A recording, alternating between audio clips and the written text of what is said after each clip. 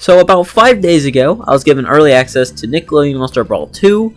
Thank you to the team behind this game for giving me an early code. They must have saw my videos and see how, excited I was. So thank you. I applied for the code, but still, they gave it to me, which is so fucking awesome. I've never had anything happen as me as a YouTuber, or just as a person, honestly. I was super excited when I got that.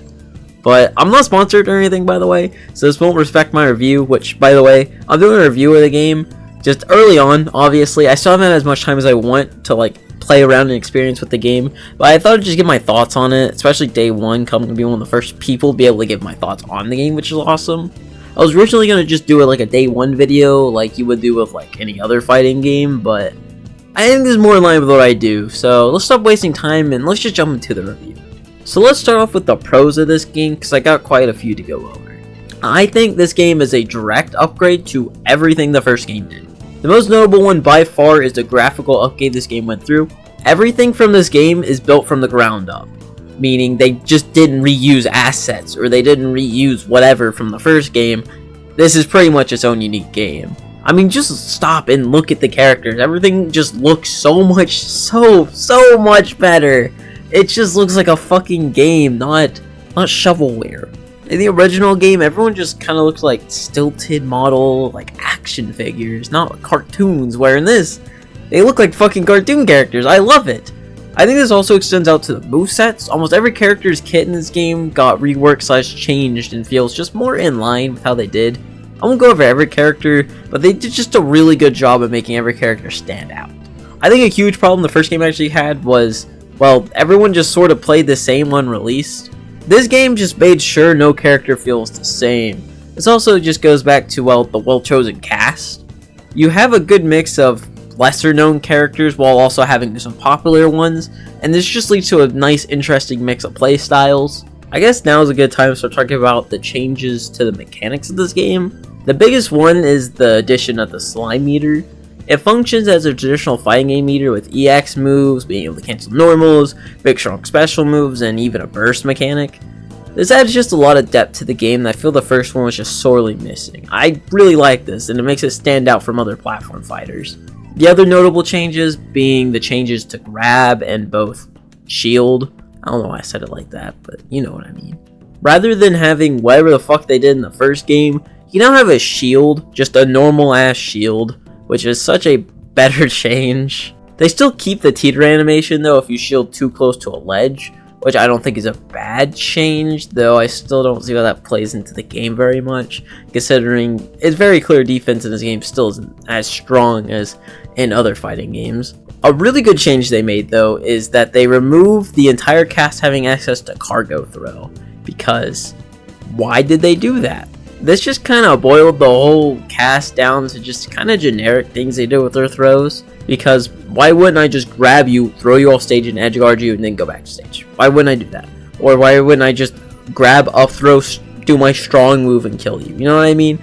It made just a lot of just boring / samey situations for the entire cast, rather than just one character having this unique mechanic. And it just didn't really work in my opinion. Grabs in that game were not very good, and not only that, but anytime you did, it would be one of the same two options, because you're not doing a throw combo. You're either killing them off said throw with an up throw near the top and then strong move, or you're just throwing them off stage where either A, they can recover, or B, a position where I can edge guard you and then just get back safely.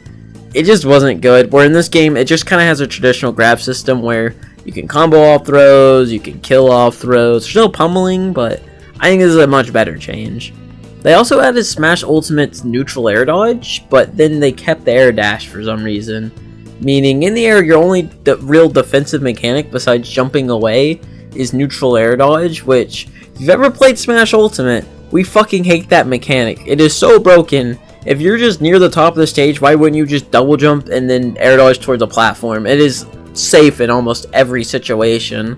I don't think this is a bad change though, because again, in the first game you would just get juggled to hell and back. So many characters in that game just had up air, strong move, or up air, up B, you know what I mean?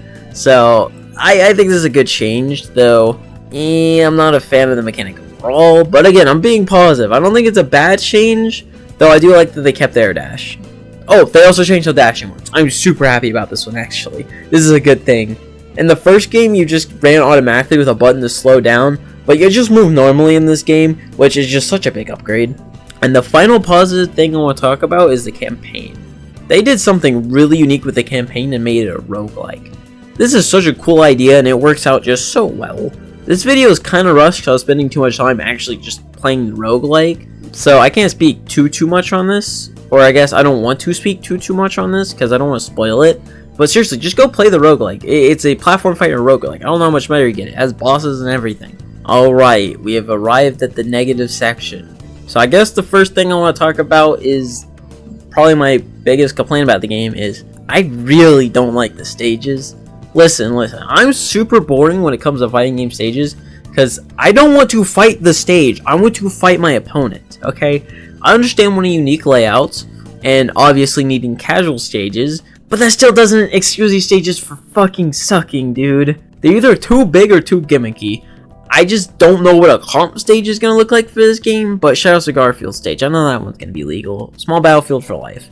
But seriously, these casual stages kind of suck. And I guess if we're talking about casual play, the items are all pretty boring / generic. It isn't like a huge part of the game, and this very clearly was not the vision that developers had, but still the items are there, so that doesn't excuse them from being boring and generic. Again, I won't harp on this too much, but I at least want to say it.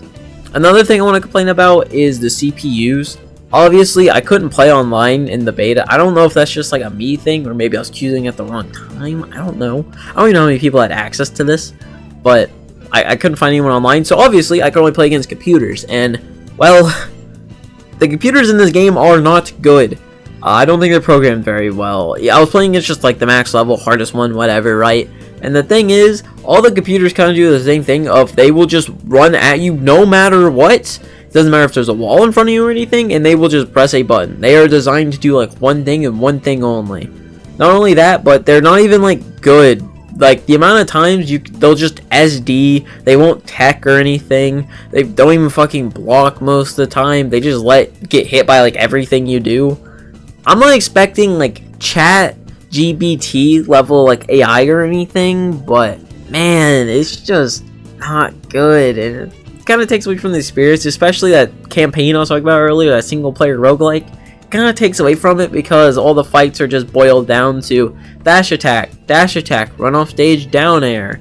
Again, the CPUs won't matter too much once online exists, which the time is going up, it will, so oh well. A petty complaint I actually have is that the music's pretty mid.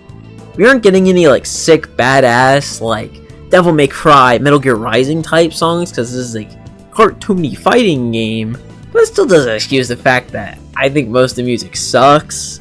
Most of the music just feels generic, boring. The first game didn't have like a golden OST or anything, but still there are a few that went a little wild, like that bus stage and Danny Phantom's Ghost Zone. Kind of went crazy. Alright, fine. Here's the part where I ran about the mechanics I don't really love about this game. I think ledge hogging is a lame mechanic.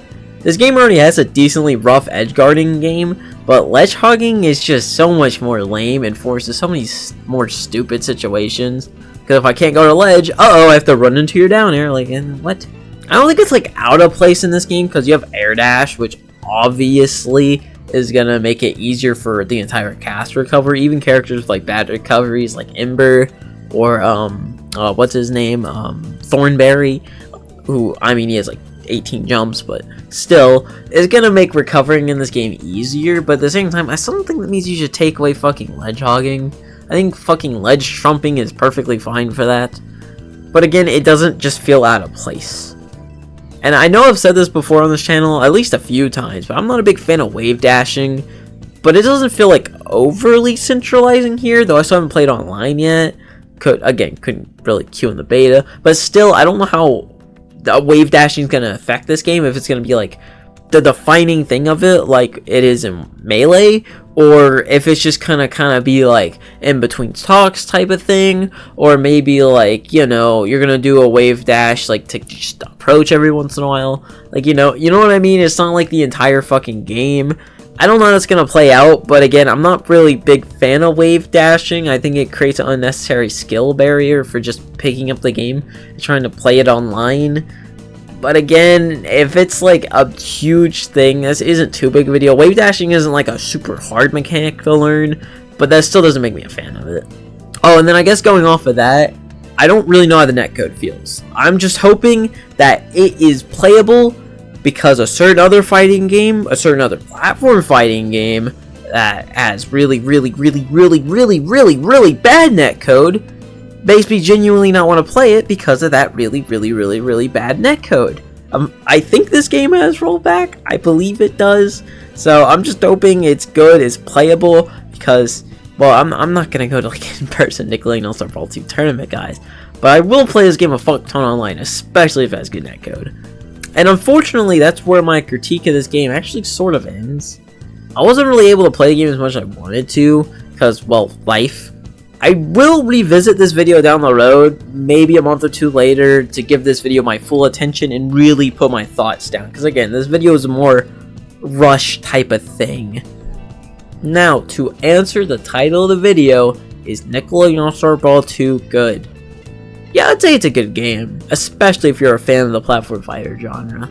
I really recommend giving this game a try if you are a fan of the platform fighters. If you're still on the fence, I would suggest either waiting for a sale or maybe even watching some more in-depth reviews that are going to come down later down the road. I think this game is good, but I just don't think it's for everyone. Because again, this is very much intended towards a more competitive platform fighter audience. So yeah, that's all I really got to say. I'll see y'all Sunday when I actually go and play online. Until then, I'm going to be grinding.